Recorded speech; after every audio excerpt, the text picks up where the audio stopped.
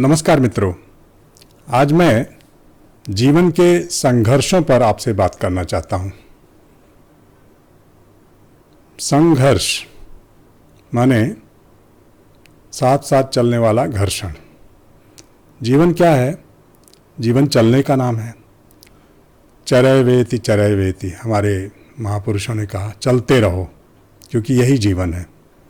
और जो चीज़ गतिमान होती है वह अपने आसपास के वातावरण और जो भी अन्य वस्तुएं विद्यमान होती हैं उनके साथ घर्षण करती है। घर्षण करती है तो उससे ऊर्जा उत्पन्न होती है और एक प्रकार का गति में विरोध देने वाला तत्व भी उत्पन्न होता है। तो जीवन क्या है? जीवन निरंतर संघर्ष है और हर व्यक्ति संघर्ष कर रहा है।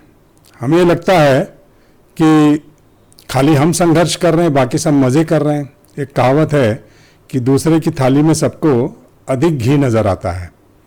हमें लगता है कि जो बहुत अमीर लोग हैं समाज के, उनका तो जीवन बड़े मज़े में चल रहा है, वे खूब आनंद कर रहे हैं। लेकिन क्या वास्तव में ऐसा है? आप अपने देश के जो सबसे अमीर लोग हैं, जो सबसे संपन्न लोग हैं, या जो प्रभुता प्राप्त लोग हैं, शासन में हैं, उनका जीवन देख लीजिए और एक बार उनके जूते में अपना पांव डाल के देखिए, माने उनकी भूमिका में स्वयं को रख कर देखिए। उनका वैभव, उनका आराम, उनका सम्मान, ये सब आपको दिखता है, लेकिन उसके पीछे जो संघर्ष है उनका, वो आपको नज़र नहीं आता। अब जैसे हमारे देश के बहुत अमीर हैं, उद्योगपति हैं, व्यवसायी हैं, अंबानी ब्रदर्स, उनके जीवन में क्या कोई दुख नहीं है? उनके जीवन में क्या कोई चिंता नहीं है? कोई त्रास नहीं है? कोई भय नहीं है? स्वास्थ्य की समस्या नहीं है? सब कुछ है उनके यहाँ। ऐसे ही जो बड़े बड़े अधिकारी हैं, बड़े बड़े नेता हैं, क्या वे परम सुखी हैं?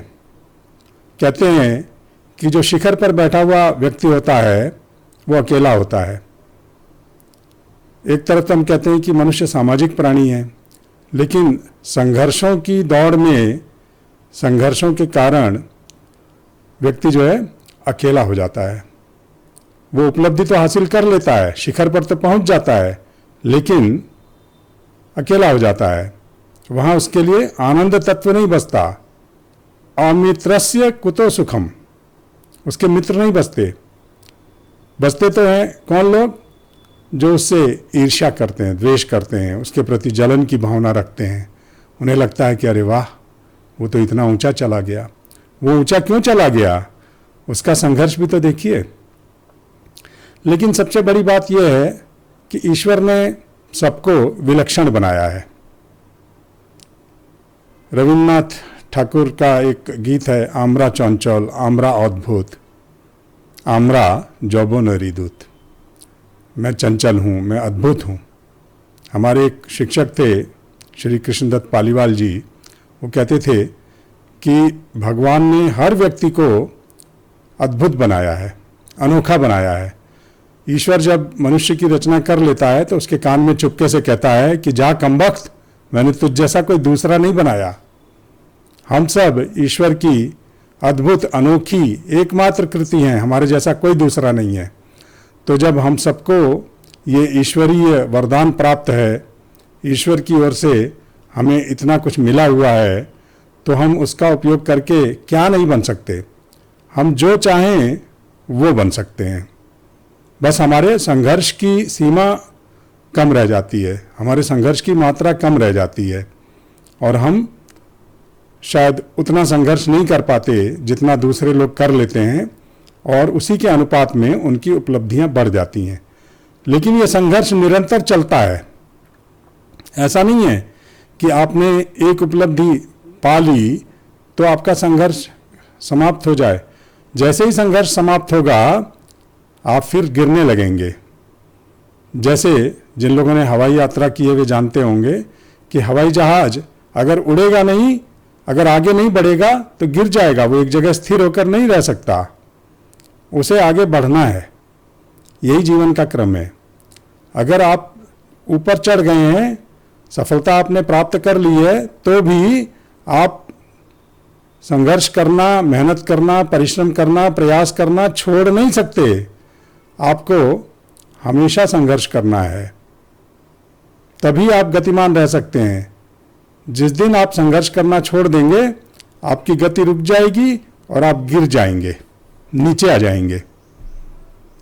ये जीवन के हर क्षेत्र का सिद्धांत है। जैसे किसी डॉक्टर ने डॉक्टरी की पढ़ाई कर ली है, तो ऐसा नहीं कि वो पढ़ाई कर ली तो काम हो गया, नहीं, उसको निरंतर पढ़ते रहना है। नए नए अनुसंधान हो रहे हैं, रोज नई नई चीजें आ रही हैं, तो डॉक्टर को निरंतर पढ़ते रहना है। जो शिक्षक हैं, ऐसे ऐसे शिक्षक हैं, कबीर, सूर, तुलसी और इतिहास की तमाम चीज़ें पढ़ा रहे हैं, लेकिन जो नया घटित हो रहा है वो भी तो आपको सीखना है। इसी प्रकार प्रौद्योगिकी के क्षेत्र में, कंप्यूटर साइंस के क्षेत्र में बहुत सारी नई नई चीज़ें आ रही हैं, तो वो नया ज्ञान भी आपको निरंतर अर्जित करना है। महिलाएं, गृहिणियाँ जो घर में भोजन पकाती हैं, यदि रोज एक ही भोजन पकाती रहें तो उनके जो घर के सदस्य हैं वो ऊब जाएंगे। इसलिए वे भी नए नए पकवान, नई नई रेसिपी बनाती रहती हैं, कोशिश करती रहती हैं, सीखती रहती हैं। और सीखने में संघर्ष है, सीखना भी संघर्ष है, लेकिन सीखने में आनंद भी है, क्योंकि ईश्वर ने आपको इतनी मेधा दी है, इतनी सामर्थ्य दी है कि आप किसी भी ऊंचाई पर जा सकते हैं। जैसे हमारे राष्ट्रपति कलाम साहब कहा करते थे कि हमें उड़ने का सपना देखना चाहिए। उड़ने का सपना देखेंगे, उड़ने की कोशिश करेंगे, तो प्रयास तो करना ही पड़ेगा, प्रयास के बिना कुछ नहीं होता। और जो न्यूनतम कष्ट है वो तो हमें उठाना ही पड़ेगा। और जब हम ऊपर चले गए तो वहाँ कायम रहने के लिए हमें निरंतर प्रयासरत रहना पड़ेगा। यही जीवन है। लेकिन हमारे कुछ साथी इससे हताश हो जाते हैं, उन्हें लगता है कि अब कितना करें, अब कितना करें। देखिए, ऐसा है, जब तक जीवित हैं तब तक आपको करना है। जब आप करना छोड़ देंगे, आप नया सीखना छोड़ देंगे, कोशिश करना छोड़ देंगे, आगे बढ़ना छोड़ देंगे, तो समझिए आपका ह्रास हो रहा है, आप मृत्यु की ओर अग्रसर हो चले। अगर हमें जीना है, आगे बढ़ना है, अपने आप को ऊंचाई पर रखना है, तो हमें संघर्ष करना है। हर आदमी अपने प्रयास की अनुरूपता में ऊंचा जाता है, ये सही बात है। लेकिन ये भी सच है कि स्काई इज द लिमिट। आसमान की बुलंदी पर आप छा सकते हैं, और आसमान की कोई सीमा नहीं है, वो तो अनंत है। तो आप अनंत ऊंचाई तक जा सकते हैं, लेकिन हमारा प्रयास भी उसी अनुपात में होना चाहिए। ऐसा नहीं हो सकता कि कम प्रयास करें और अनंत ऊंचाई हासिल कर लें, ऐसा नहीं है। जो लोग आज अपने अपने क्षेत्र में चरम पर हैं, ऊंचाई पर हैं, उनके संघर्ष को देखिए और उनसे ईर्ष्या मत कीजिए, उनकी सराहना कीजिए। हो सके तो आप भी संघर्ष कीजिए, आप भी कोशिश कीजिए, आप भी परिश्रम कीजिए। उनके जीवन में सफलता है, आनंद है, सब कुछ है, लेकिन वो आभासी है। उसकी जड़ में बहुत कुछ है, बहुत परिश्रम है, बहुत त्रास भी होगा, उसको खोने का डर भी होगा। अगर आज मैं बहुत ऊंचाई पर चला जाऊं, जैसे अहमदाबाद में एक विमान गिर गया, तो वे लोग ऊंचाई पर जा रहे थे, विमान गिरा और सबका जीवन समाप्त हो गया, एक व्यक्ति को छोड़कर।